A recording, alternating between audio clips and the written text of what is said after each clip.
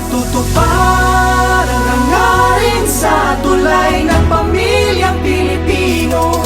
Tayo na sa M. Lulieto. Welcome po sa atin dito sa Parilla Elementary School at magpapasalamat na rin po ako sa M. Luwilier na partner po namin sa pagbibigay po ng tinatawag naming Gates of Dreams. Ito po ay binuksan nyo yung aming pinto para sa mga pangarap po ng ating mga bata. Muli po, isang magandang umaga po sa ating lahat. Pagsubok sa pamilya at buhay, ngunit ang pag-asa ay abot kamay. It is indeed a very great day as we celebrate this turnover of the Gate of Dreams.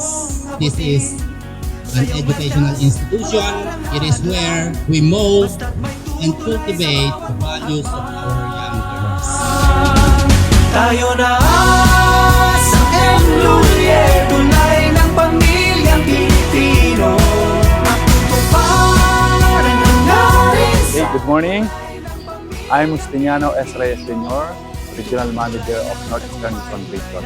Today marks a memorable or momentous event for the partnership of Parilla Elementary School and M. Lulieto for the official turnover of Gates of Dreams. Ito pong project na ito ay ibinigay natin sa eskwelahan para ma-assure natin yung safety and security ng mga estudyante.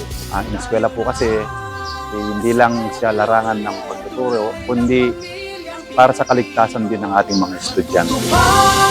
Ang hangarin sa tulay ng pamilyang Pilipino. Ito ang tulay ng tagumpay, tulay ng pagmamahalan, tulay na nagbibigay buhay. Ito ang tulay ng iyong pangarap, ang tulay ng pag-asa, ang tulay sa pagginhawa ng pamilya mo.